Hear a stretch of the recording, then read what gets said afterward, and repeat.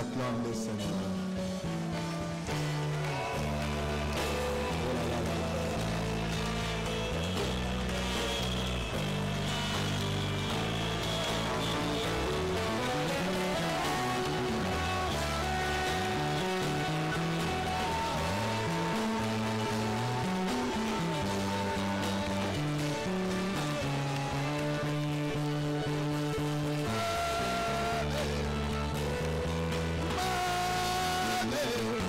Acclame le Seigneur, acclame le Seigneur. Ça contribue à l'adoration.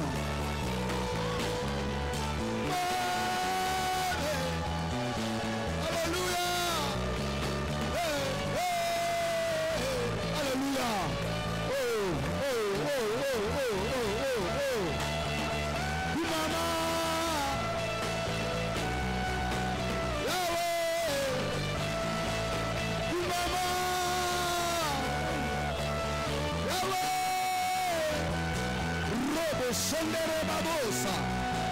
Acclame encore, ça contribue à l'adoration.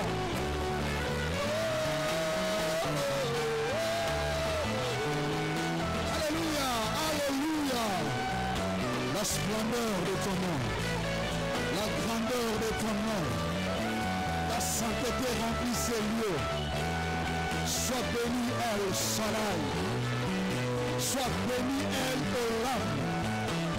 Sois béni et Chikenu. Oh là là là là là là là là. Jéhovah Rapha. Oh, Kumama. Isusu, Kumama. Oh. Jéhovah Nissi. Jéhovah Jibor.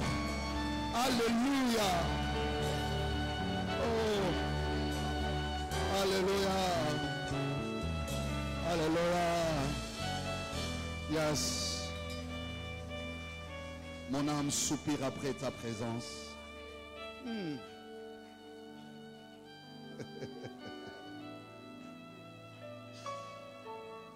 Quelle splendeur. La présence de Dieu sanctifie. La présence de Dieu remplie de l'Esprit de Dieu. La présence de Dieu offre la manifestation visible de Dieu. C'est là qu'on les rencontre. C'est dans cette présence qu'on devient un avec lui. Il descend dans l'humanité et il prend l'humain, le transcende dans les divins. C'est dans cette rencontre entre l'humain et le divin que ces cultes se passent.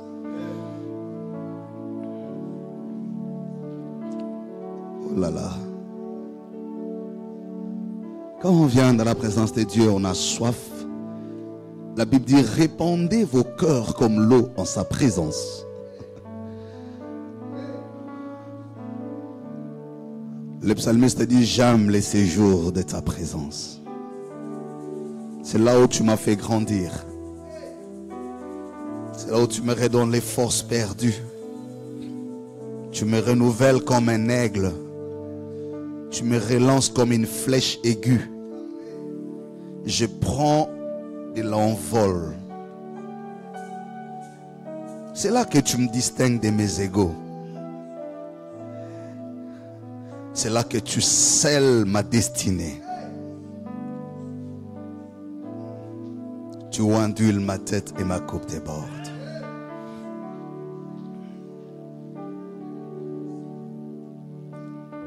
Je lève mes yeux vers la montagne. Je voudrais que nous répandions encore nos cœurs. C'est le début du mois, nous voulons les consacrer, le mois de février, le deuxième de l'année. Je lève mes yeux vers la montagne. Cette année est pleine d'assurance. Ma prière, c'est que tu ne rates aucun détail.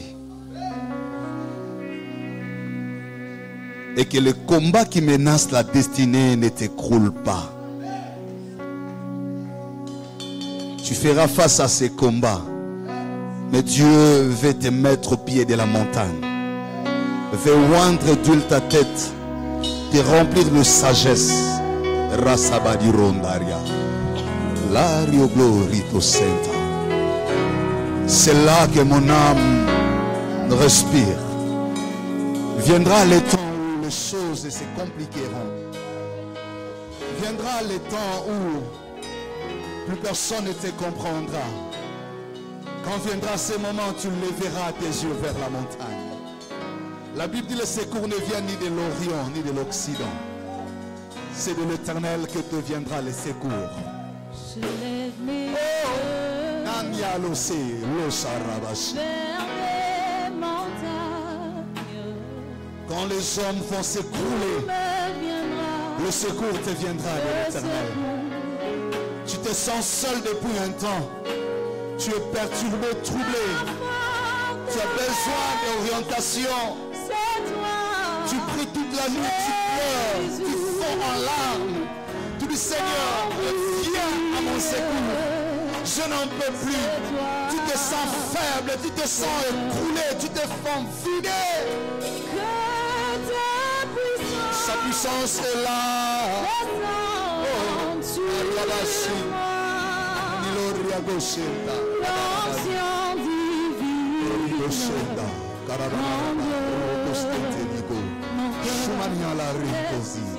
Tu es en train de consacrer le mois de février. Que Dieu te soutienne. C'est de là que te viendra le secours. C'est pas papa, c'est pas maman, c'est pas ce chef-là.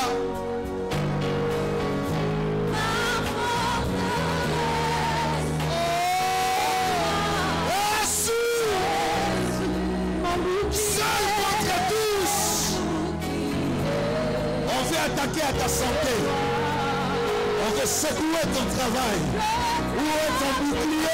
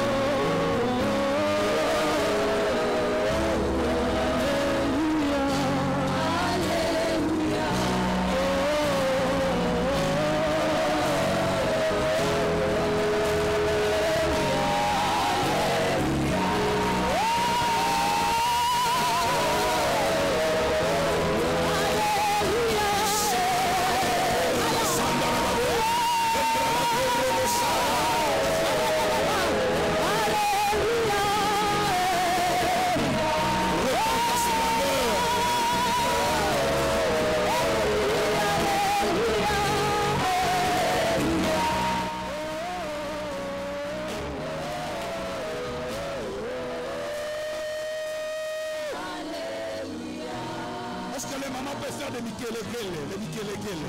Les Mikelekele. Oh là là là là là là là là là là là là là là là là là là. J'aime le séjour de la présence de Dieu. Quelle splendeur! Oh là là!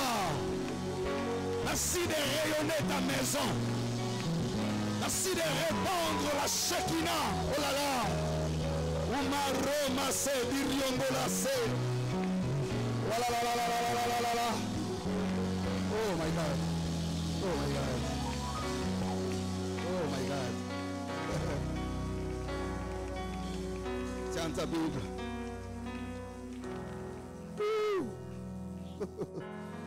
Genèse chapitre 13. Prends, tu vas lire avec moi. Oh là là. Quand on vient en culte, on ne vient pas seulement écouter la prédication. On vient grandir dans la présence de Dieu. On découvre les mystères cachés. On se laisse prendre en charge par l'Esprit. Le ciel vous localise. Oh. C'est très con. Tu ne sais pas ce que tu es en train de faire perdre à ta vie. Tu ne sais pas quelle sécurité tu es en train de faire perdre à ta destinée. Tu ne sais pas quelle énergie tu es en train de faire perdre au parcours de ta vie. Je prie que Dieu ouvre l'esprit des gens et qu'ils comprennent ce que signifient les cultes. On ne vient pas juste pour écouter la prédication, donner son offrande et partir. On vient comme des êtres faibles. La Bible dit il est le divin potier. Quand on vient des moments comme celui-ci, il est en train de nous redonner, de nous modeler. Il est en train de changer même la forme. Il est en train de nous tailler au modèle de la destinée. Les anges sont en train de descendre du ciel pour prendre nos fardeaux. Parfois, on n'a même pas besoin de dire à Dieu, j'ai besoin de ceci ou de cela. Rien que la présence de Dieu est en train d'opérer plusieurs opérations dans ta vie. Elle est en train de mener plusieurs actions dans ta vie. Des guérisons physiques, des guérisons spirituelles. On est en train de te décharger. On est en train de dévier les complots qui t'ont guetté. On est en train d'anéantir le pouvoir du poison. On est en train d'éloigner de ta trajectoire les malins. Tu ne peux pas comprendre ce qui se passe spirituellement. C'est pas quand quelqu'un est au culte en train de regarder gauche-droite, je dis, mais il perd 2 fois son temps. Ce qui se passe dans ces temples ne se passe jamais en dehors de ces temples. Il y a des choses dans ma vie que je ne reçois que dans la présence de Dieu. C'est pourquoi je ne joue pas. Dieu est en train de mettre l'assurance au parcours de ta génération. Combien d'ennemis sont ligués contre toi? Il a dit à Pierre, le diable a failli te cribler. Toi-même tu ne le savais pas, mais moi j'ai intercédé pour toi. Je l'ai lui empêché. C'est pourquoi quand tu viens à la présence de Dieu, ne sois pas distrait. Tout mouvement compte, tout geste compte. Tout acte compte. Quand tu sens dans ton cœur, je dois mettre une offrande, tu vas. Ici c'est une église conduite par l'esprit. Il n'y a pas de restrictions. Mais tout s'est fait en ordre et selon ta parole. Quand tu sens que ton âme doit se répandre comme l'eau, répands-la. Peut-être que Dieu est en train d'essuyer les larmes de toute une vie. Oui, j'aime le séjour de la présence de Dieu. Quand il est là, il est là. Ça ne se force pas, ça ne s'invente pas. On le sent. Il se manifeste. Il touche. Là, je sens qu'il est là. On peut être dans la maison de Dieu sans être dans la présence de Dieu. Nous ne cherchons pas que la maison de Dieu, surtout sa présence. Oh là, Rimabronda, Gesako, Rotrababro. Une prédication peut être une information sur Dieu. Mais une visitation divine peut changer tout le parcours de ta vie. Je n'ai pas seulement besoin que Dieu me parle. Ça peut m'enseigner, ça peut me conseiller, ça peut me corriger. Mais le kérigme, le roi, lorsque l'Esprit souffle, il laisse de nouvelles traces dans la vie de quelqu'un. Et on dit Ata El Roy. J'ai vu celui qui m'a vu. Et laissant le trace dans ma vie, pour que quiconque me verra sache que Dieu aille un jour à me voir. Le roi. Les gars, Marie trop bassi. Quand ça souffle, ça change même la direction de la vie. Il crée le retard avec les ennemis. C'est un nuée qui est descendu sous Moïse. Sachant qu'il y avait des femmes, des enfants dans les cortèges de Moïse. Elle est allée gérer la vitesse des Égyptiens. Elle a placé les ténèbres entre les Égyptiens et les Hébreux. Et a retardé la vitesse des Égyptiens pour faciliter la traversée dans la mer Rouge. C'est à de tels moments que cette nuée vient encore. Je parle aux sorciers qui étaient décidés de t'engloutir cette année. La nuée créera l'environnement de retard à leur vitesse. Je parle aux ennemis qui étaient décidés de t'achever. La nuée vous séparera. Olabakora. Dieu sait que tu n'as pas assez de force pour courir. Dieu sait que ton cortège est lourd. Mais il ne laissera pas la lourdeur de ton cortège être rattrapée par la vitesse des Égyptiens. Dieu gérera la lourdeur de ton cortège par la séparation de la nuée. Ils auront plus de diplômes que toi. Dieu sait que tu ne peux pas courir. Ils sont plus jolis que toi. Ils sont plus beaux que toi. Ils ont des connexions plus que toi. Leur vitesse est plus accélérée. Toi, tu cours sur les genoux. Et ils ont des chars et des chevaux. Et Dieu connaît ta vitesse. Mais parce que c'est toi qui dois traverser. Parce que tu ne dois pas être enterré sur le sol des Égyptiens. Et oh là là, et Joseph avait dit quand vous sortirez, mes os, ne les laissez pas ici. Personne d'entre nous ne doit être enterré ici. Même mes os doivent sortir. Dieu sait que rien ne doit rester dans leur camp. Rien ne doit rester dans le camp de la stérilité. Rien ne doit rester dans le camp de l'impudicité. Rien ne doit rester dans le camp des sorciers. Rien ne doit rester dans le camp de tes ennemis. Mais il sait aussi que tu n'as pas assez de vitesse. Oh là-bas, Ronda Sadila Karo Sharaya Marundra Kababo Zambabo Moana. Ndambabo Moana. Celui qui a géré ma course. Oh là là là là là là là là. Quel moment. Oh là là là là là là. Ce matin, l'Esprit me dit de te dire, Dieu te connaît. Ne crains rien. Il va gérer la course. Ne crains rien. Toi, tu te dis, je suis vieux, je n'ai plus de force. Il sait que dans le cortège, il y a des vieux. Mais pour gérer la vitesse des vigoureux, la nuée séparera. L'intero mabroka, tokomoshita. Je parle à quelqu'un à qui on a dit tu as perdu l'opportunité. C'est déjà passé. Tu as manqué à l'occasion.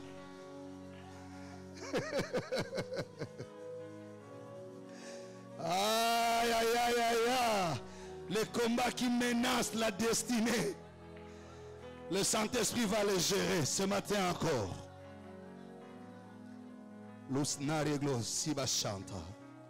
Oh là là. Take your Bible. Prends ta Bible. Prends ta Bible. L'Esprit a déjà commencé à parler. J'ai l'impression qu'on doit ajouter les temps du culte. Où il faut alors venir à temps. Parfois, vous nous poussez à arrêter ce qu'on ne devrait pas arrêter.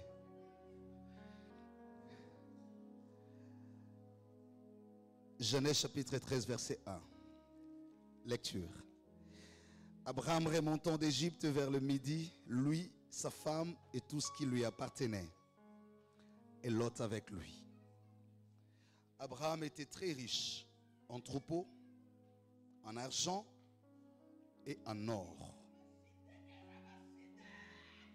Il dirigea ses marches du midi jusqu'à Bethel, jusqu'au lieu où était sa tente au commencement, entre Bethel et Haï, au lieu où était l'autel qu'il avait fait précédemment.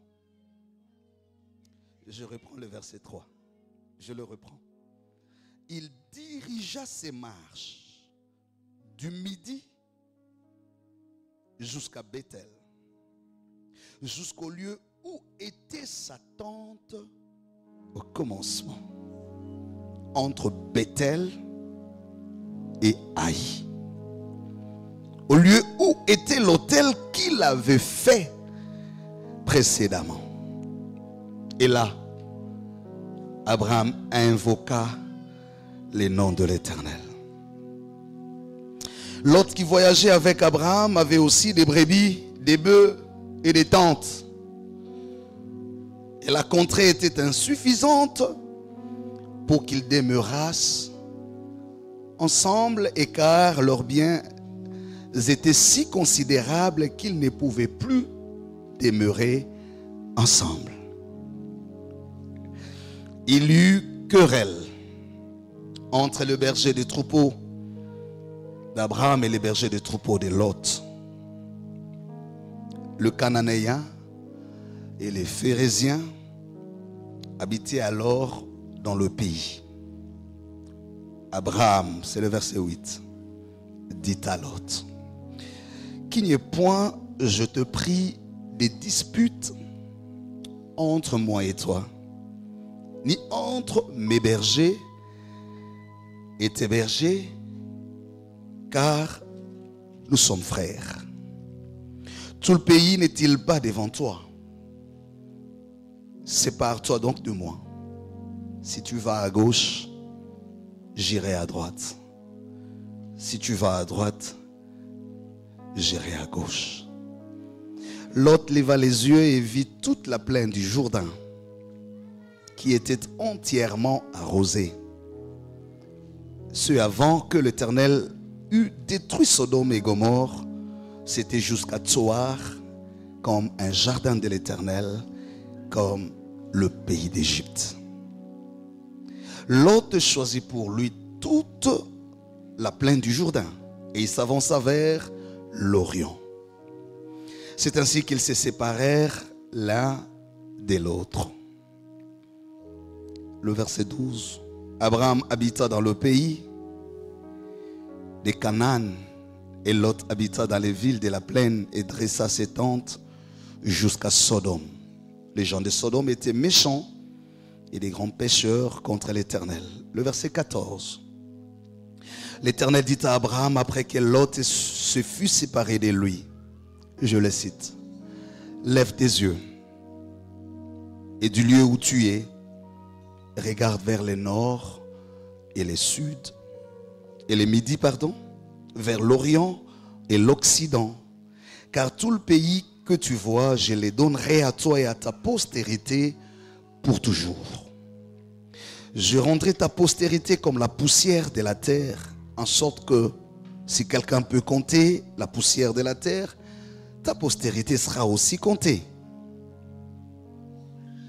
Lève-toi, parcours le pays dans sa longueur et dans sa largeur, car je te les donnerai.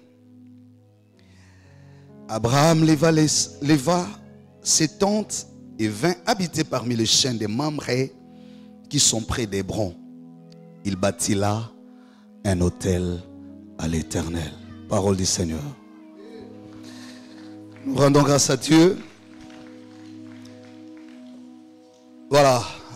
Que le Seigneur bénisse ces cultes qui est déjà béni par sa présence, par sa gloire, par sa sainteté. Persévère dans les enseignements, dans les bons enseignements, afin d'être témoin ou disciple du Christ. Voilà les thèmes que nous avons pour le premier trimestre. Je rappelle que le premier trimestre est en train de se dérouler sous l'objectif maturité. J'ai déjà insisté sur toutes les réformes que nous sommes en train d'amener dans notre Église. Je voudrais aller dans les vifs du sujet. C'est le deuxième mois de l'année, c'est le deuxième mois de l'année, donc le mois de février. Nous venons de clôturer les mois de janvier et nous avons donné un bel enseignement. Aujourd'hui, j'introduis un nouvel enseignement. Je l'ai dit nouvelle, c'est nouvel enseignement, simplement parce qu'il y a un sujet, chaque mois nous aurons un sujet sur lequel nous allons débattre. Pour ces mois, nous parlerons des combats qui menacent la destinée.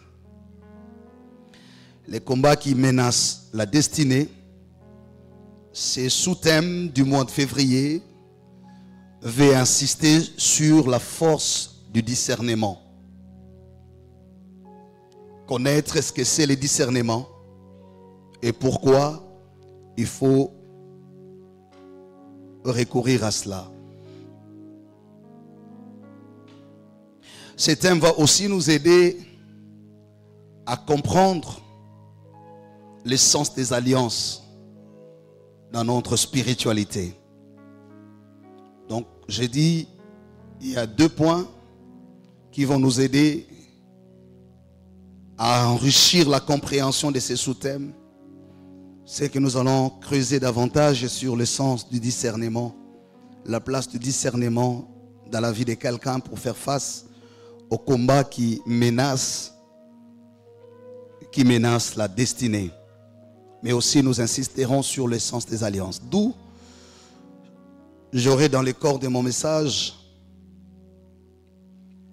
2 points que je voudrais développer. Le premier point, c'est le sens et la place des alliances dans les parcours. Puisque nous parlons de la maturité. Quelle place les alliances occupent dans notre vie? Les rôles, la place des alliances dans la spiritualité. Le deuxième point, je parlerai sur l'impact du discernement dans les choix à opérer.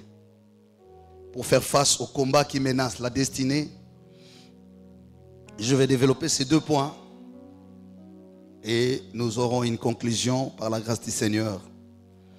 Le texte parle d'Abraham que nous connaissons, notre bien-aimé qui nous a fait la lecture de la Bible, a exploité le chapitre 12, sur lequel je reviens plus. C'est comme ça que je n'ai pas voulu lire les chapitres 12.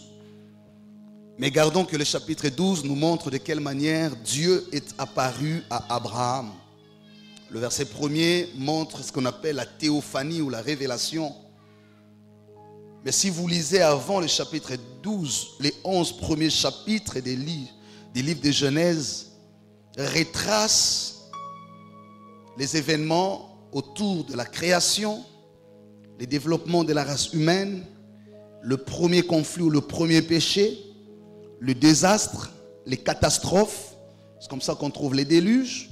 C'est comme ça qu'on trouve le meurtre de Caïn sur Abel. C'est comme ça qu'on trouve les récits de la création au chapitre 1er. On trouve l'institutionnalisation du mariage.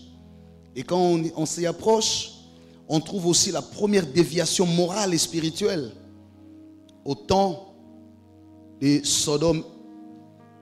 Enfin, j'allais dire au temps où les anges sont venus sur la terre.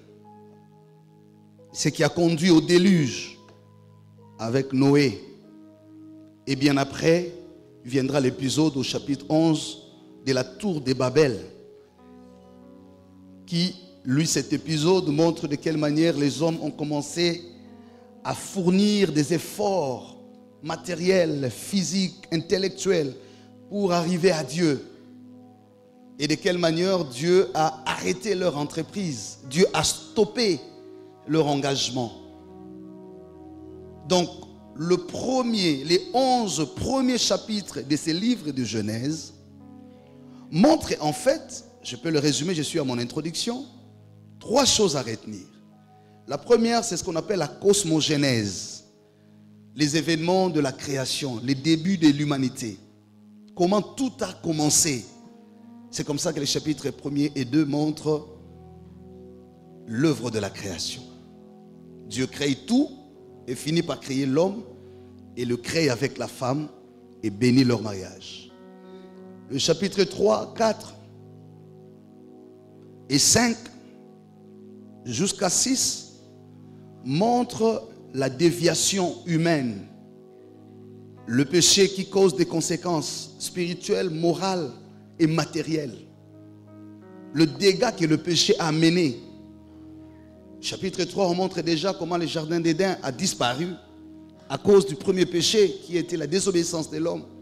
Le chapitre 4 viendra montrer les conséquences du péché dans l'homme, dans le cœur de l'homme. La haine qui a conduit au meurtre. Caïn va tuer Abel. Et quand nous passons ces épisodes, c'est l'épisode où Dieu envoie le Fils de Dieu vers les hommes qui vont prendre les filles des hommes. Nous tombons dans un autre épisode où le péché va créer des désastres moraux, des conséquences morales. Et à cause de ça, c'est le déluge qui en vient. Le péché n'affecte pas que l'homme, il affecte aussi la famille, mais il affecte aussi la nature ou l'environnement. Parce que finalement, Dieu décide de tout détruire par les déluges. Il dit à l'homme, je détruirai tout. Et quand on termine les épisodes de ces conséquences du péché qui part du chapitre 3 et cause des conséquences au chapitre 4, 5 et 6, on voit que Dieu lui-même commence à se répandre d'avoir créé l'homme. En d'autres termes, Dieu n'a plus le goût d'être le contenu de l'histoire de l'homme. Voilà le thème de l'année. Dieu est le contenu de mon histoire. À cause de ce qui se passe dans ces chapitres, la Bible dit Dieu se répand d'avoir créé l'homme. Alors qu'il disait, créons-le à notre image, selon notre ressemblance. Acclame le Seigneur si tu es là. Il ne faut pas dormir, acclame le Seigneur.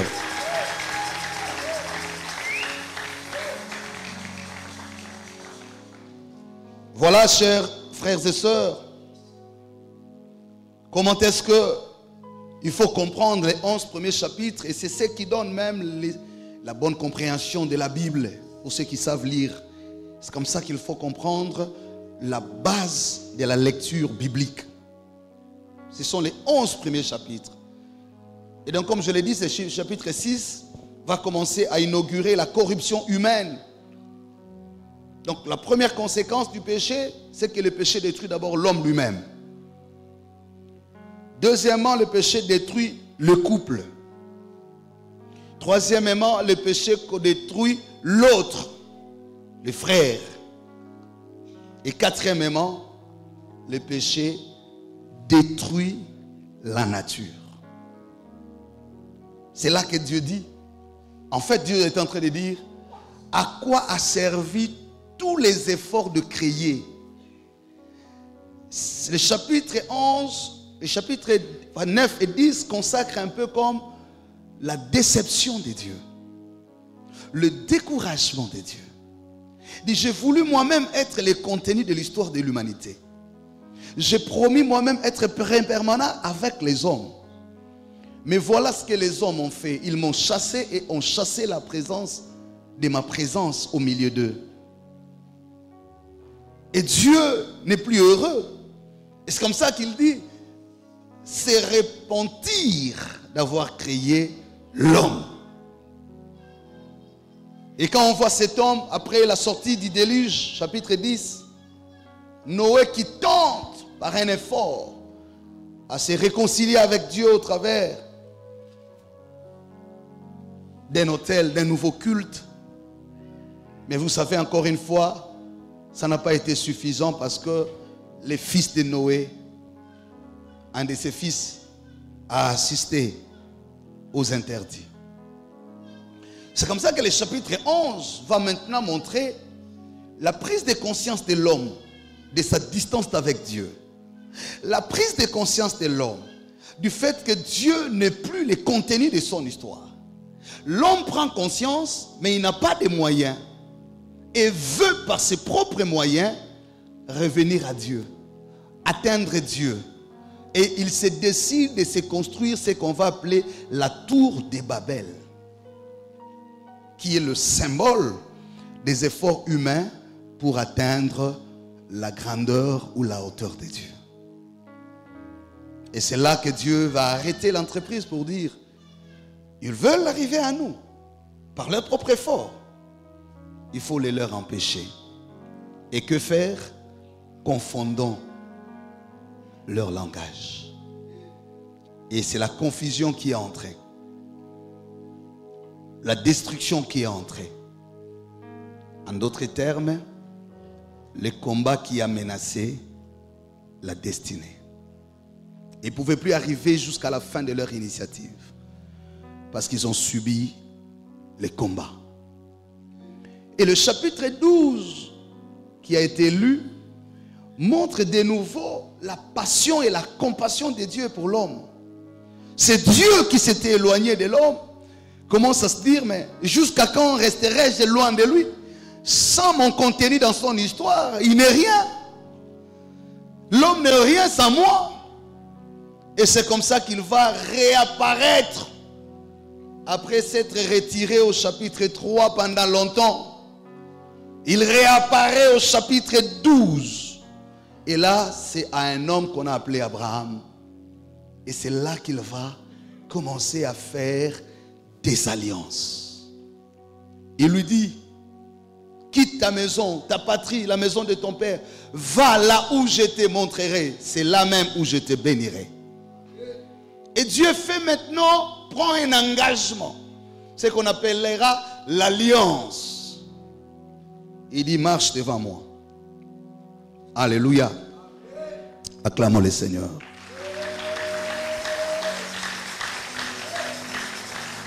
Et donc, pour la première fois, après un long moment de séparation, d'absence, et même des échecs continus de l'homme, l'expression de la grâce, l'expression de la miséricorde, l'expression du pardon de Dieu revient. Cette expression refait surface auprès d'Abraham.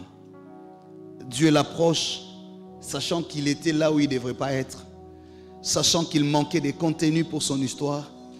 Et il dit, quitte la maison de ton père, ta patrie, va. En d'autres termes, je serai moi-même le contenu de ton histoire. Je te bénirai. Et je bénirai ceux qui te béniront. Donc un homme parmi tant d'autres reçoit un régime particulier. Un régime exceptionnel. Quelqu'un à qui Dieu lance un regard exceptionnel. Voilà le sens de la grâce. Il était au milieu des fils et filles de la maison de son père. Il était comme eux. Il n'avait rien de particulier, de différent des autres. Ce qui commence à créer la différence en lui, c'est cet appel, c'est cette approche, c'est cette révélation de Dieu. Lorsque Dieu lui dit, quitte ta patrie, c'est-à-dire, je vais te traiter différemment. Mais cela veut aussi dire, je sais que tu es comme eux, mais je vais te rendre différent d'eux. Je sais que tu n'es pas meilleur qu'eux, mais je vais te rendre meilleur qu'eux. Je sais que tu subis les mêmes sorts qu'eux, mais je vais m'engager à parler de toi différemment d'eux. Je sais que dans la maison de ton père, il y a la magie. Vous êtes des Chaldées. Je sais que là où tu es, là où tu as grandi, là où tu évolues, rien de bon ne peut y sortir. Mais je veux te détacher de là. T'amener où moi seul serai le contenu de ton histoire. Est-ce que quelqu'un comprend quelque chose? Je le sais, bien aimé dans le Seigneur. Dieu sait. Et là je suis déjà dans mon premier point. Le sens des alliances dans notre vie spirituelle. Pourquoi doit-on avoir des alliances avec Dieu? Pourquoi doit-on avoir une alliance avec Dieu? La première des choses, c'est que l'alliance nous distingue des autres.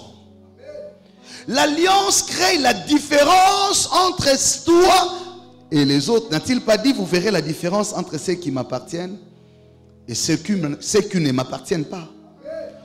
Ceux ou celles qui appartiennent à Dieu sont traités différemment. Vous pouvez naître d'une même famille où il y a la sorcellerie. Vous pouvez sortir du même milieu où les gens ne prospèrent pas. Vous pouvez faire le travail, les affaires dans le même environnement où les gens ne vont pas si loin que ça. Le sens des alliances, c'est de distinguer des autres. Parce que l'alliance, ça se définit comme un engagement personnel que Dieu prend pour se rendre présent dans l'histoire de l'homme et provoquer l'impact dans sa destinée. Mais l'alliance, ce n'est pas quelque chose qu'on chante seulement, qu'on raconte. C'est pas seulement, c'est pourquoi nous insistons, c'est le mois de maturité. Je veux que tu comprennes ce que je suis en train de te dire. Devenir chrétien, c'est déjà ça, la bonne chose. Tu deviens chrétien, oui, tu reçois Jésus dans ta vie. Venir servir Dieu, c'est encore la meilleure des choses. Mais ces choses ne peuvent pas remplacer l'alliance de Dieu. Le niveau le plus élevé de la spiritualité, c'est quand on atteint les niveaux des alliances avec Dieu. Parce que l'alliance engage personnellement Dieu. L'alliance te met dans une relation personnelle avec Dieu. Non seulement que toi-même tu viens avec Dieu, mais Dieu aussi vient lui-même. Est-ce que vous comprenez ça? Des fois quand les gens parlent de la relation personnelle avec Dieu, ils limitent cela au niveau de l'engagement de l'homme avec Dieu. Mais une dimension que vous oubliez, quand Dieu est en alliance avec toi, c'est que ton cas n'est plus discutable dans les conseils. C'est comme ça qu'il dit un jour à l'ange, je marcherai moi-même devant Israël. Parce qu'à un moment, il envoie l'ange, mais à un autre moment, il dit, pour ces cas, je voudrais moi-même prendre la responsabilité. N'avez-vous pas lu lorsque Géasi venait à la rencontre de la femme sunamite, après avoir perdu sa fille, son fils, quand la femme a vu Géasi, elle ne s'est pas arrêtée. Pourquoi? Parce que la grossesse a été traitée personnellement avec le prophète. Elle donne le sens à la destinée de l'enfant. Ce n'était pas par personne interposée. Ce n'est pas qu'elle a refusé l'autorité de Géasi, mais elle voulait l'origine de la bénédiction. Lorsqu'on entre en alliance avec Dieu, non seulement que vous êtes vous-même responsable, mais Dieu aussi traite de votre cas personnellement. C'est comme ça quand vous lisez les livres de Job. C'est le diable qui s'adresse à Dieu en disant, cet homme-là, c'est parce qu'il a tout. Argent, bien, matériel, c'est comme ça qu'il te craint. Laisse-moi les secouer et tu verras. Et pour montrer au diable que Dieu traitait personnellement le cas de Job, il lui dit, va, fais ce que tu veux, mais tu ne touches pas à son âme. Alléluia. Quand vous lisez encore l'histoire de Lazare, Jean chapitre 11, j'ai parlé de Job chapitre 1er et suivant, vous verrez encore la même attitude, c'est Jésus. Lorsqu'il s'agit de Lazare, il y a des cas où il envoyait même les disciples. Il dit, notre ami Lazare est mort, allons le voir. Mais ce qui devient intéressant, c'est quand on lui dit, il pose la question, où l'avez-vous mis? On lui dit, il sent déjà. C'est Jésus qui prend la tête du cortège. Il dit, allons. En d'autres termes, j'ai des comptes à rendre avec mon ami Lazare. Les alliances permettent à ce que le ciel, même quand tous seront contre toi, je dis tous, pour des raisons inavouées, Dieu n'aura jamais honte de rester seul pour te soutenir. Parce que Dieu sera lié par son propre engagement vis-à-vis de ta vie. Quel bonheur. Que tu perds ton père ou ta mère, je ne le souhaite pas. Que ton chef t'apprécie ou non. Lorsqu'on est en alliance avec Dieu, on ne dépend plus de la prise en charge de la bonne foi des hommes. Rappelez-vous en Exode chapitre 2, le bébé Moïse, abandonné au milieu de la mer par son père et sa mère. Il était bébé. Mais comme sa destinée était en alliance avec Dieu, c'est Dieu lui-même qui entre en action. Sans poser la question à son père ou à sa mère. Il les détache de l'incapacité de ses parents pour les connecter à la capacité de la fille de Pharaon. L'alliance te protégera toute la vie. Il arrivera des moments où tu ne sauras plus te défendre par toi-même. Rappelez-vous, Juge chapitre 14, l'histoire de Samson. Il avait déjà tout perdu. Et ses yeux, et ses cheveux, et même les amis qui l'accompagnaient dans ses exploits. Seul. Et quand on est en alliance avec Dieu, on a même un dernier cri. Quand on le pousse, le ciel entend. Et Jésus lui-même nous donne encore cet exemple. Rappelez-vous de Jésus à la croix. Je vous ai parlé du dimanche passé, de comment est-ce qu'il a été renié, trahi, vendu.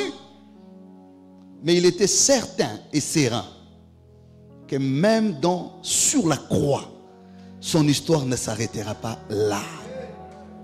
Qu'est-ce qui donne une telle assurance à un Daniel, Meshach, Shadrach, Abednego, qui devant les combats qui menacent la destinée, la sanction du roi irrévocable, d'être jetés les uns dans la fosse au lion, l'autre, les uns dans la fournaise ardente, l'autre dans la fosse au lion.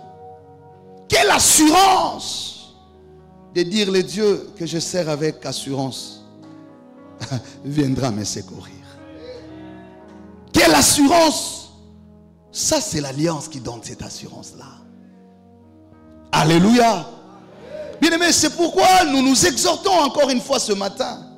Ne soyons pas seulement de chrétiens qui viennent prier les dimanches, qui viennent le mercredi, qui sont actifs dans le ministère, ou qui vont en des retraites lorsqu'ils ont des problèmes pour chercher la main de Dieu.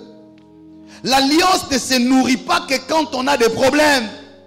On ne cherche pas Dieu que quand on a des soucis. L'alliance se nourrit chaque jour dans la présence de Dieu, par des actes conformes à la volonté de Dieu, par la conscience à sa mission que Dieu a confiée. Je prie que tu nourrisses ton alliance, bien-aimé. Des promesses fermes que tu reçois du Seigneur, quand tu viens écouter la parole de Dieu, il faut les nourrir. C'est pourquoi il dit à Abraham, marche différemment des autres. Je vous ai dit au chapitre 11, les hommes ont commencé à fournir des efforts. Frère, ça ne sera ni ton travail qui enrichira ton destin. Ça ne sera même pas ton diplôme. Il arrivera le temps où même ce diplôme ne saura pas te défendre. Ce n'est pas ta santé d'aujourd'hui. Ce n'est pas ta beauté. Ce n'est pas le poste que tu occupes aujourd'hui. Les gens se trompent à cause de ça. Les gens sont distraits à cause de ça. C'est pourquoi on ne sait pas arriver à la destinée qui est le terminus du parcours. On utilise des voies humaines. On recourt à des voies humaines. On croit que c'est sa beauté, c'est son intelligence. On croit qu'en volant, en détournant, tu peux voler autant de millions. Si Dieu n'est pas avec toi, frère, même si on te donne des millions, ça sera comme la tour de Babel. Ça sera comme les déluges. Tout se détruit en un instant. Je vous ai montré les 11 premiers chapitres. Quand Dieu se retire de l'homme, tous les efforts s'écroulent. Ton effort n'aura de sens que s'il repose sur l'alliance avec Dieu. Quand on est en alliance avec Dieu, on ne craint rien. On n'envie pas. On ne combat pas. On n'a pas besoin d'haïr, de faire de la jalousie. Non, on est serein, on est calme, on est confiant. On sait d'où l'on vient et où on va. Ces agitations parfois qui symbolisent l'immaturité, les agitations, les énervements, beaucoup de choses que nous manifestons, c'est le fruit de la chair. Je vous l'ai dit, ne l'oubliez pas, l'être phénoménal et l'être ontologique. Même quand tu sens ton mariage être menacé, même quand tu sens ton avenir être menacé, même quand tu sens ta santé être menacée, même quand tu trouves tes études être menacées, même quand tu vois la santé de ton enfant être menacée, bien-aimé, ce n'est même pas une clinique qui soit en mesure de garder, et surtout de garder longtemps, la vie d'un homme. C'est la main de Dieu. Je prie que cette année tu comprennes qu'il ne suffit pas seulement de venir à l'église, merci d'être là, mais de commencer à cultiver une alliance avec Dieu. Commencer à engager ta vie, à le construire sur un autel. Le pasteur ne sera pas toujours là avec toi. Alléluia. Commence à construire ta vie, la bâtir sur un autel. C'est comme ça que le chapitre 13, quand elle commence, j'aime bien le chapitre 13, Dieu commence par s'adresser à Abraham. Quand vous lisez tous les textes, Dieu ne s'est pas adressé à Lot. Dieu ne s'est pas adressé à Lot un seul moment. Le récit commence par ce que Dieu dit à Abraham en fonction de ce qu'il lui a promis dans l'alliance. Je rappelle le sous-thème, les combats qui menacent la destinée. Acclame encore le Seigneur.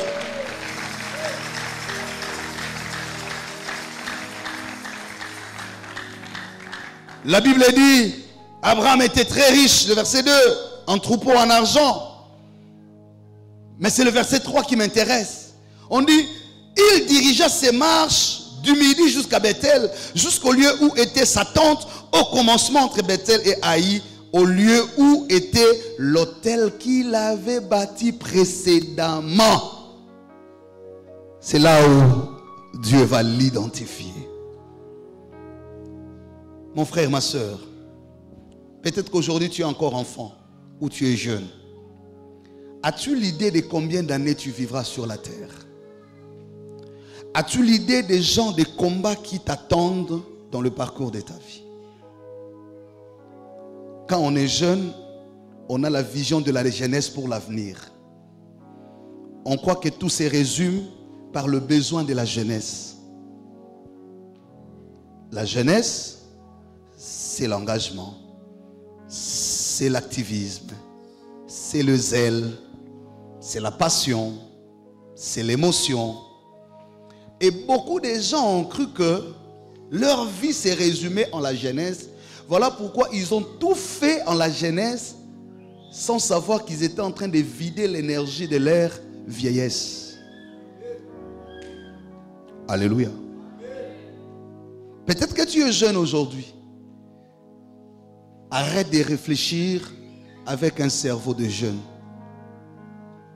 Ne limite pas la vision de ta vie aux besoins d'aujourd'hui. Avoir un téléphone, avoir des beaux habits, bien apparaître, se rendre à un restaurant, c'est pas mauvais. Moi, je ne suis pas contre. Il est des temps, je vais aussi manger au restaurant. Mais je suis en train de dire, si ce sont ces choses-là qui déterminent l'essentiel de ce que tu espères, alors tu es en train de vider l'énergie de ta destinée. Si tu penses que c'est à cause de ces choses que tu dois faire des sacrifices incalculables, tu es en train d'ignorer où tu es censé aller. C'est pourquoi l'homme de la Bible a dit, j'étais jeune, Je parlais comme un jeune. J'étais enfant, je parlais comme un enfant. Mais quand j'ai grandi, je parle comme un grand. Et nous parlons de la maturité. Peut-être que tu es dans un domaine d'aujourd'hui où tu évolues. Le sport. Tu fais une activité. Tu peux croire que toute ta vie se résume là. Dieu t'attend à des grandes choses au-delà de ce que tu vois aujourd'hui. Peut-être que tu es aussi adulte aujourd'hui. Tu es en train de te dire, mais à cet âge, que ferais-je encore? Tu crois que tu as tout fait. Je te dis, toi aussi, tu te trompes. Parce qu'au-delà de tout ce que tu as vu, il y a ce que tu n'as pas encore vu. Il y a ce que tu n'as pas encore expérimenté. Tu ne peux pas limiter Dieu dans les expériences de ton histoire d'aujourd'hui. Dieu est une vérité éternelle qui va au-delà des limites et des réalités humaines. Il est au-delà des temps et même des circonstances. Tout ce que tu as vécu jusqu'à cet âge n'explique même pas 1% de l'existence de Dieu. Donc il y a encore des choses à espérer. C'est pourquoi ce matin, Dieu est en train de nous dire, il y aura des combats qui vont menacer notre destin. Mais pour faire face à ces combats, cache-toi dans l'alliance. Cache-toi dans l'alliance. Mais comment pourras-tu te cacher dans une alliance si tu n'as pas cette alliance-là? Abraham avait bâti un hôtel avant que le conflit ne naisse avec Lot. Il avait un soubassement. Il avait un référentiel. Il avait une identité. Je vous ai dit le mois passé, l'être ontologique, c'est celui qui est identifié devant le trône de Dieu. En d'autres termes, qu'est-ce qui t'identifie devant le trône de Dieu? Les noms de papa? Le travail? Qu'est-ce qui fait que quand le ciel veut parler de toi, qu'il t'identifie? C'est ce qu'on appelle alliance. Et c'est là où Dieu te parlera différemment des autres. L'alliance précède aussi les événements et les combats de ta vie. Elle te met en sécurité. Le retard que Lot avait, c'est de ne pas comprendre qu'Abraham ne marchait pas seul. C'est d'ignorer qu'avant le chapitre 13, il y avait le chapitre 12. C'est d'ignorer que la bénédiction d'Abraham avait une adresse et une identité. Ce n'était pas seulement le fruit du travail. Ce n'était pas seulement l'habilité, la capacité, l'intelligence, mais la récompense et le salaire d'une alliance. Alléluia. Et ce qui m'amène au deuxième point, et je vais m'arrêter par là pour aujourd'hui. L'impact du discernement. Lorsqu'ils arrivent, la Bible dit, dans cette bénédiction, voilà comment on va parler de Lot au chapitre 5. On dit, Lot qui voyageait avec Abraham avait aussi des brebis. Mais nulle part on dit par quelle force et pour quel but Lot avait des brebis comme Abraham. La nanga malam. Vous allez vous retrouver dans la même situation, ayant presque les mêmes éléments. Peut-être vous avez les mêmes âges. Vous êtes nés dans la même famille. Vous êtes de la même famille. Vous êtes sortis de la même faculté. Mais il y a des choses qui vous différencient les uns des autres. Au deuxième point, je vais parler plutôt de Lot que d'Abraham. Au premier point, j'ai montré comment Abraham était fort et pourquoi il l'était, grâce à l'alliance. Mais le deuxième point, je vais vous montrer, et ça on en parlait très rarement dans nos prédications, l'impact que Lot a subi. La place du discernement. Lot devrait discerner trois choses. Et ce sont ces trois choses qui vont constituer les éléments de mon deuxième point. L'impact du discernement. La première des choses, Lot devrait discerner que sa bénédiction était rattachée et conditionnée à Abraham. Alléluia. Il devrait comprendre que sa bénédiction était rattachée et conditionnée à Abraham.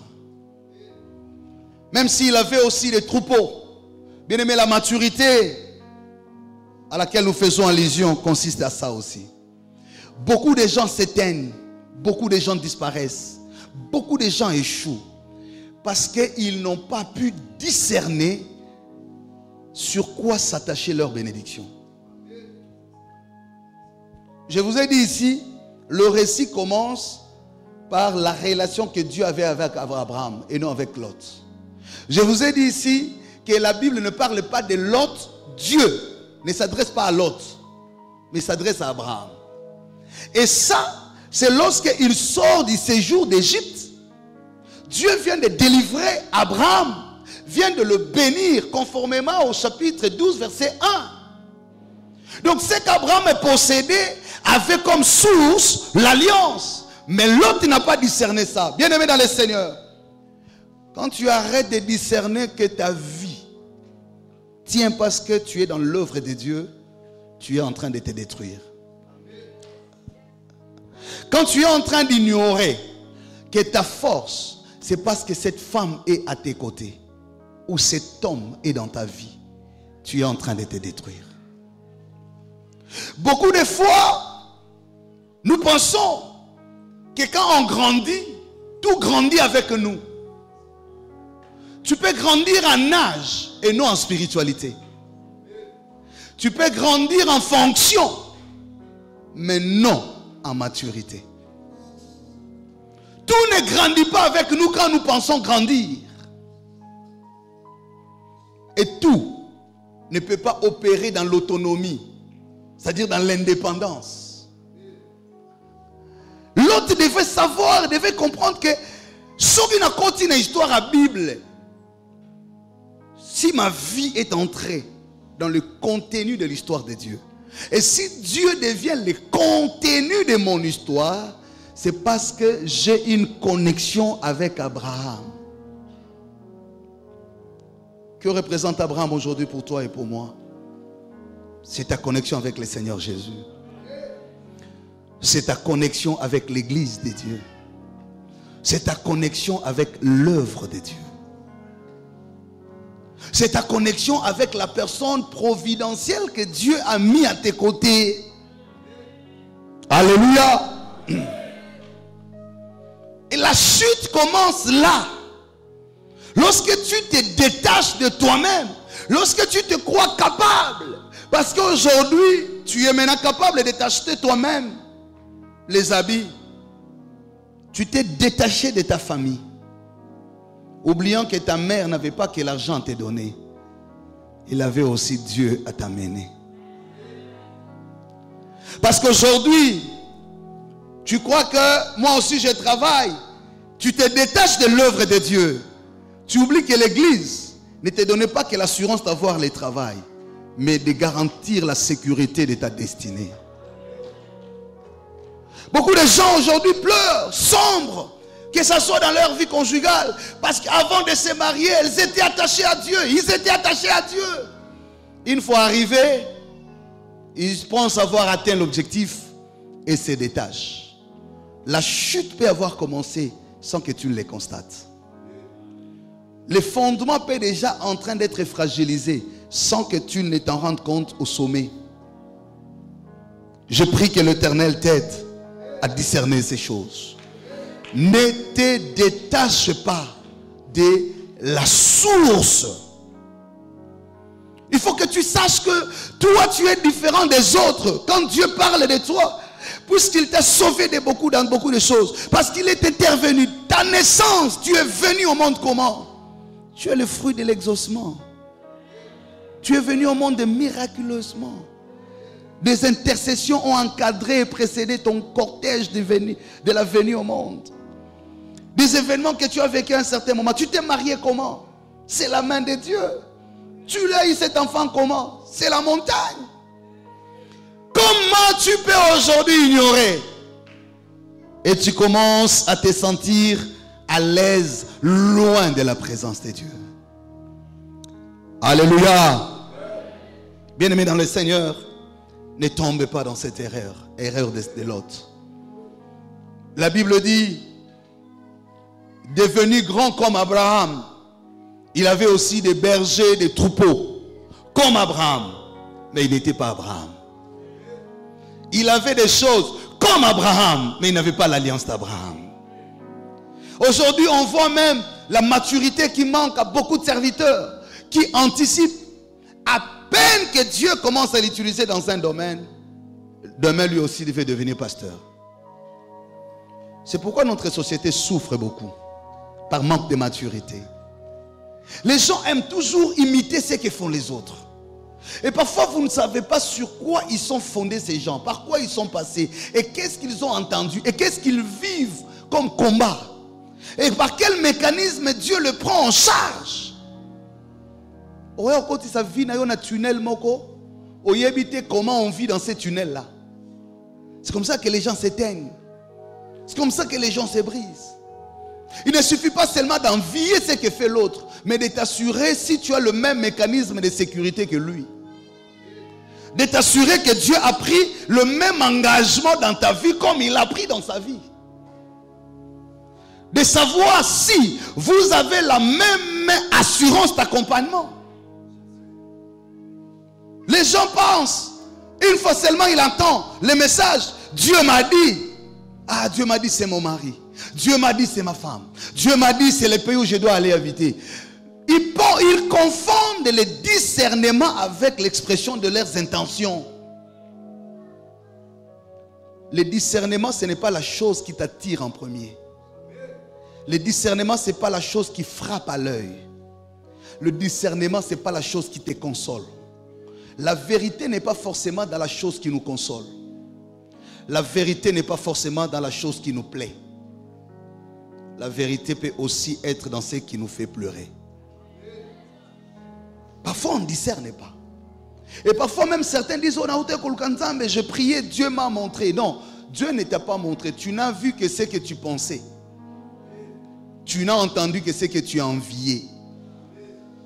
Ce qui dérange le discernement, c'est l'envie, c'est la précipitation, c'est l'égoïsme, c'est la comparaison. C'est quand tu ne te construis pas, tu ne comprends pas que ta vie doit partir de l'autel vers la destinée. Pas vers le modèle. Je disais quelque part, aucune destinée ne se construit sur la base de plusieurs références de la vie. Chaque référence a ses origines. Des fois, nous entrons en prière, nous pensons que Dieu nous a dit. Quelqu'un sort avec assurance. Non, moi Dieu m'a dit. Moi Dieu m'a confirmé. Mais aussi Dieu peut t'avoir réellement dit que c'est la chose, c'est la personne. Mais est-ce que c'est cela le temps de le faire? C'est le deuxième point. Le discernement, c'est aussi savoir à quel moment faire quoi. En d'autres termes, quand agir. Beaucoup de gens, frères et sœurs, marchent avec les promesses de Dieu. Écoutent Dieu. Et Dieu les aime. Dieu leur parle. Mais ils sont poussés dans la précipitation. Parce qu'ils s'estiment en retard. Et j'entends parfois certains parents pousser les enfants. J'ai toujours eu l'occasion de parler avec certains. Comment parce que l'enfant du voisin s'est marié, que tu dois croire que ton garçon doit aussi se marier ou ta fille? Pourquoi? Pourquoi quand quelqu'un vient d'être promu dans son travail, que tu dois commencer aussi à faire pression dans ton entreprise où tu travailles pour que toi aussi tu aies la promotion? Pourquoi si l'église reconnaît les dons ou les talents ou les ministères de quelqu'un, toi tu dois te sentir frustré pour dire parfois je regarde, moi j'ai la grâce de grandir dans une église institutionnelle où les pères savaient nous forger, et c'est ce qui nous a fait grandir rapidement, dans la patience, dans la maîtrise. C'est comme ça qu'on a assumé des responsabilités tôt. Je me rappelle dans les années 99, 90, certains frères qui étaient trop pressés, certains ont été emportés par des vents. J'ai entendu des gens devenir apôtres, prophètes. Un jour, un ami s'est appelé Dieu, Yahvé, Likola Bakombo. Abandaka évangéliste, Amoni Komimo qui a changé. A commis apôtre. Apôtre, Amoni aussi, Tiki apôtre. A commis bishop. Bishop, qu'est-ce qu'on a bishop émananté? Bishop, pasteur, non, non, non, Yahvé. Pour le niveau, on a comme Azati. Mais il avait perdu et la foi et les ministères. Pourquoi? Parce que la précipitation. Les gens ne savent pas quand agir. La bonne chose n'est pas seulement ce que tu fais, mais c'est ce qui s'est fait en son temps et selon la volonté de Dieu. Des fois, nous nourrissons des soucis, nous nourrissons des désespoirs, nous tombons malades, nous dérangeons Dieu. Lelo ngomba okiti, lobi ngomba, lobi prophète Talapamba, lobi prophète Simba Kolobate, lobi okuna. Tu circules de prophète en prophète. Pourquoi? Parce que tu es en train de forcer la porte. Parce que pour toi, c'est quand on t'imposera le main. Je me rappelle encore une fois, on est allé à une retraite en 2000. C'était à Kindele. On a prié 7 jours. Encore, si on a retraite, on a un problème dans mon kill. Oh, tu as chocolaté, tu as mis minuté, tu as liaté. Tu as le niveau de la retraite. Qu'est-ce qu'on cherchait, Bayama? Mais je me rappelle, les derniers jours de cette retraite-là, il y a eu un véritable rififi entre moi et les frères qui dirigeaient l'intercession.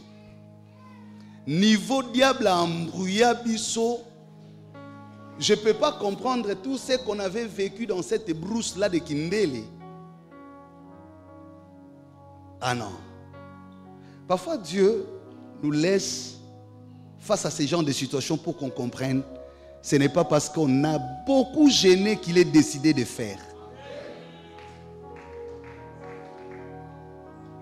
Et parfois tu dors. N'a pas cette expérience, moi, je prier à 3 jours à jeûne, de préparer action. Grande convention, campagne publique. Ah, ton obakaka, Roshataya. Malamoko, c'est kakakakakaka.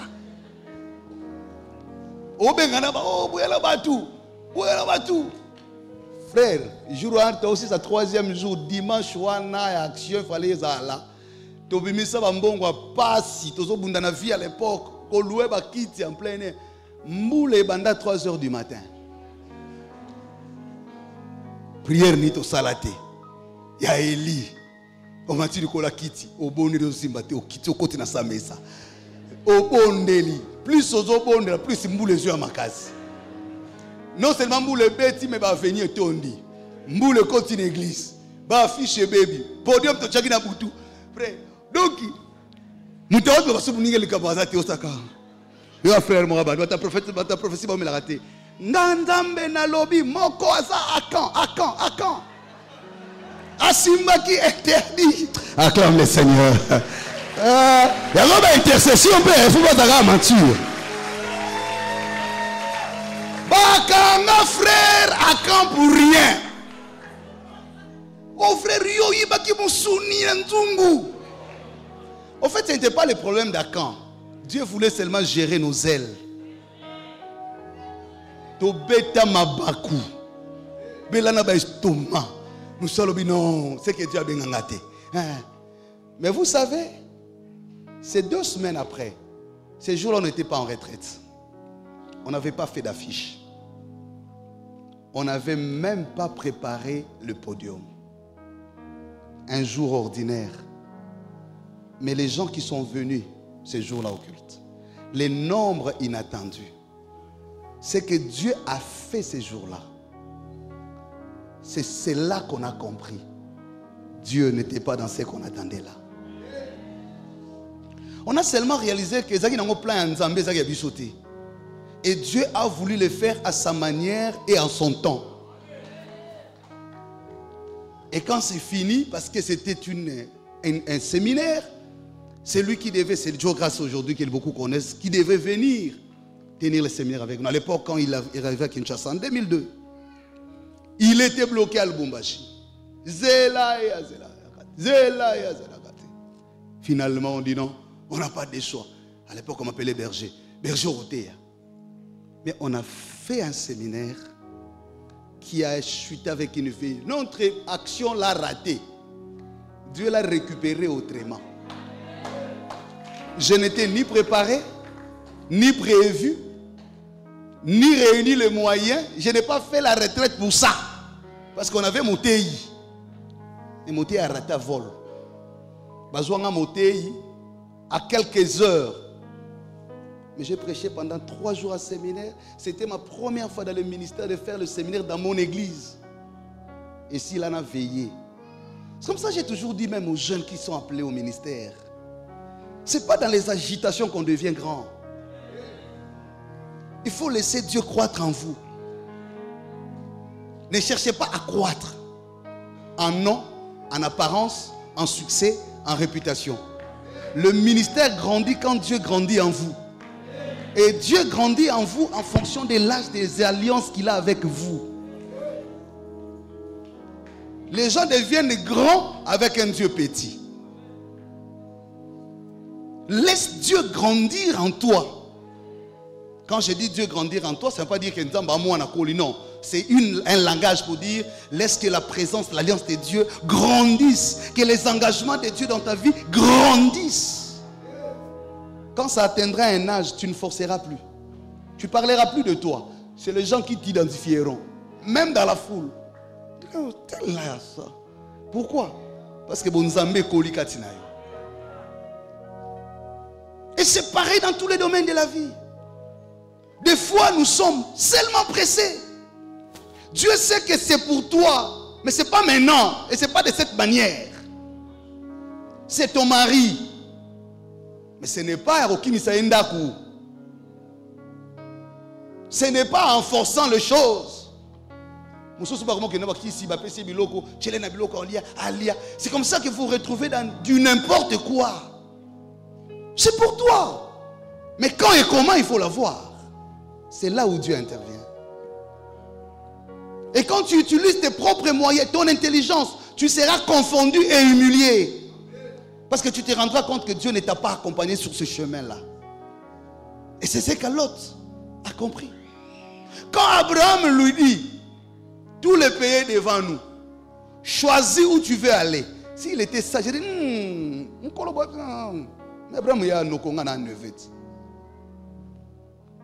quand on n'est pas mature, troisième principe, agir selon le principe biblique. Discerner les temps, savoir quand et comment agir, mais aussi agir selon le principe, je dis biblique. Le fait même que l'oncle demande à son neveu de prendre les devants, les neveux devraient c'est non, c'est lui qui doit commencer, non? Pourquoi il me demande de faire l'inverse? Il n'a rien discerné. Il s'est précipité de prendre la plaine de Sodome et Gomorrhe. Aussitôt que Lot est entré dans l'histoire de la Bible, sitôt il y est sorti. C'est-à-dire, on a parlé de Lot qu'au chapitre 13 et 14. Parce qu'après la destruction de Sodome et Gomorrhe, on n'a plus parlé de lui. Les combats qui menacent la destinée.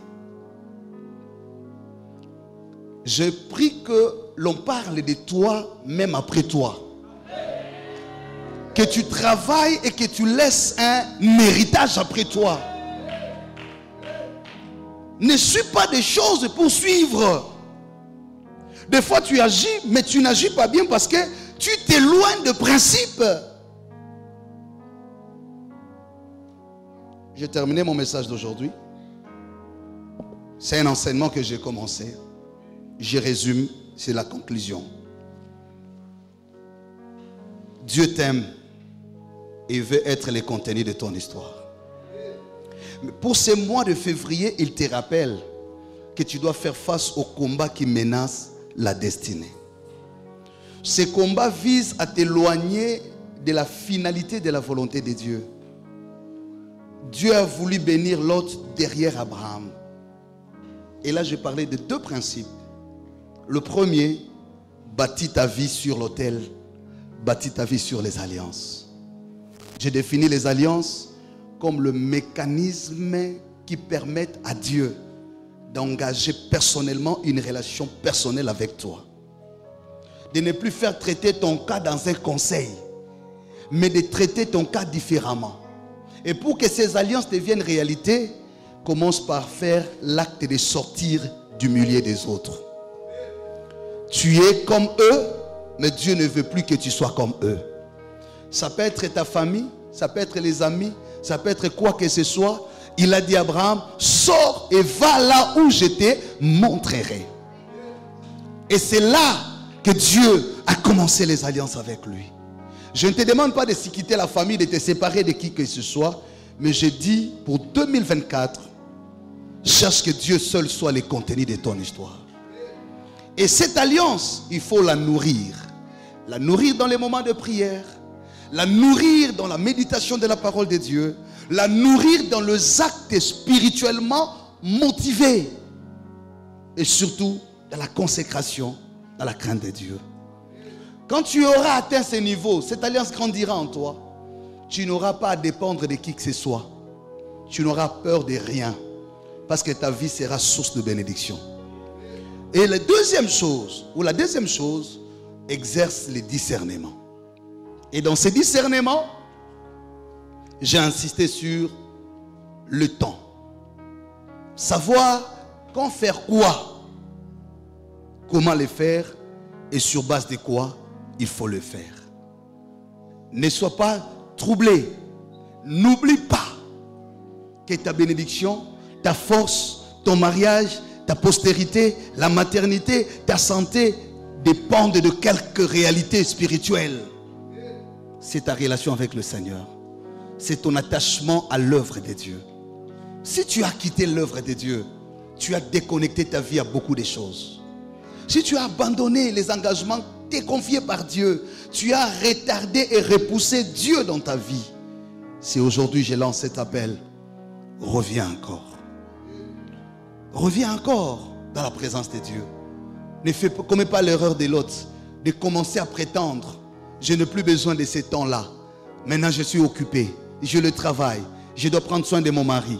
Ce mari-là ne sera pas un bonheur pour toi si Dieu retire sa main dans ce mariage. Tu as besoin de Dieu. Alléluia. Discerne les temps. Quand faut-il agir et comment le faire? Ne pose pas des actes de posa. Et je dis quand tu agiras, fais-le sur la base de principes, de convictions. N'agis pas comme un homme agité, comme une femme agitée. Tu ne sais pas lire les signes. Quand tu vois que ça, c'est pas biblique. Il faut discerner. L'autre, on lui dit, va, choisis. Sans discerner, il se précipite. Parce que c'est l'oncle qui a dit. Parce que c'est maman qui a dit. Parce que c'est Yaya qui a dit. Parce qu'il a dit. Non. Prends ton temps. Est-ce que ce serait conforme à la volonté de Dieu? Est-ce que Dieu m'accompagnera en ça? Nous allons prier. Tu as écouté la parole de Dieu. Si tu n'as pas encore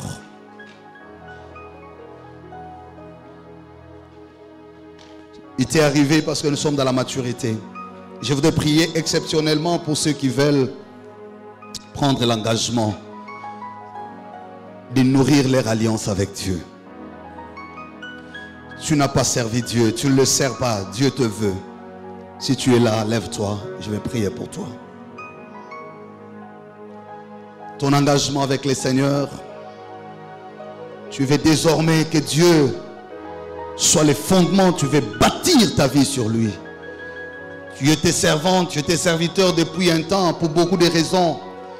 Peut-être que tu t'es aussi éloigné. Lève-toi. Merci mes frères. Je veux prier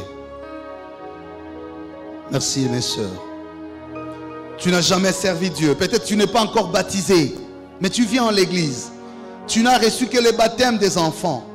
Moi, je ne fais pas ces débats. Maintenant, tu as besoin du baptême de la repentance pour témoigner Jésus et commencer à les servir. Toi aussi, tu peux t'élever. Nous allons prier. Que Dieu te bénisse. Que Dieu vous bénisse. La moisson est grande, il y a peu d'ouvriers. Tu n'avais pas compris que ta vie est attachée à Dieu. Aujourd'hui, tu l'as réalisé. Il y a beaucoup de choses que tu as abandonnées. Depuis un temps, tu ne jeûnes plus, tu ne payes plus la dîme. Depuis un temps, tu ne viens plus servir Dieu. Depuis un temps, tu conduis ta vie d'une certaine manière. Merci maman. Tu as aussi besoin de revenir, après avoir écouté cette parole, les combats qui menacent ta destinée. Aujourd'hui, l'ennemi est devenu plus fort que toi. Les combats sont plus forts que toi. Parce qu'il y a quelque chose qui dysfonctionne. Dieu veut te rattacher à la source. Que Dieu vous bénisse. Peut-être que toi aussi tu es là, tu as entendu cette parole. Tu t'es rendu compte que j'ai agi mais dans la précipitation. Je suis allé trop vite. Je n'ai pas pris assez de temps pour prier, pour comprendre. Parce que j'étais pressé, parce que j'étais inquiet, parce que j'étais soucieux, parce que j'étais perturbé. Aujourd'hui tu as entendu Dieu. Merci mon frère, merci ma soeur. Tu peux aussi t'élever. Je vais faire une prière pour tout le monde au même moment. C'est une nouvelle année qui commence. Dieu t'a envoyé ces messages parce qu'il veut te relever. Je n'ai pas besoin que tu viennes devant. Tu peux t'élever de là où tu es. La prière, c'est Dieu qui l'exauce. C'est lui qui la demande d'ailleurs. Depuis un temps, on ne t'a plus vu chez les mamans. On ne t'a plus vu chez les jeunes. On ne t'a plus vu servir Dieu. Depuis un temps, ton couple passe des moments très difficiles. Depuis un temps, tu as des conflits avec tes enfants, avec tes parents. Depuis un temps, il y a des choses pas normales. Des choses pas normales dans la famille. Pas normales dans la vie du couple. Tu es fatigué. Tu es même en train de prendre des décisions. Là, Dieu t'a parlé. Tu peux aussi t'élever pour qu'il te donne la force. Que Dieu te bénisse. Que Dieu vous bénisse. C'est un engagement que Dieu va prendre seul avec toi. Tu t'es senti un moment épuisé, fatigué, déçu. Tu te disais même, je n'en ferai plus. Mais aujourd'hui, le Seigneur te donne la clé pour vaincre les combats qui menacent la destinée. Et parmi ces clés, c'est cet appel qu'il lance. Prions les Seigneurs. Père notre Dieu, la Bible dit dans leur détresse, tu leur as envoyé la parole et la parole a guéri. Tu nous as demandé de persévérer dans les bons enseignements. Tu es en train de construire notre maturité. Et pour ces mois, tu viens de commencer un nouvel enseignement pour nous dire comment vaincre les combats qui menacent la destinée. Tu as lancé cet appel à tes enfants. Tes fils et filles ont entendu ta voix. Ils sont levés devant ton trône puisqu'ils ont besoin de ton secours. Tu connais les cœurs de chacun. Tu n'as pas laissé l'ennemi détruire définitivement leur vie. Tu n'as pas laissé les dégâts humains détruire leur vie. Tu as voulu les amener, les connecter à ta destinée. Seigneur, j'implore ta miséricorde. Même ceux qui se sont levés à la maison, ceux qui suivent en ligne, ceux qui se sont également, oh Dieu, mis debout. La Bible dit, quand tu entendras la voix du Seigneur qui te parle, écoute-la. Tu as parlé à ton peuple. Donne la force. J'implore ta miséricorde, ton pardon sur chacun.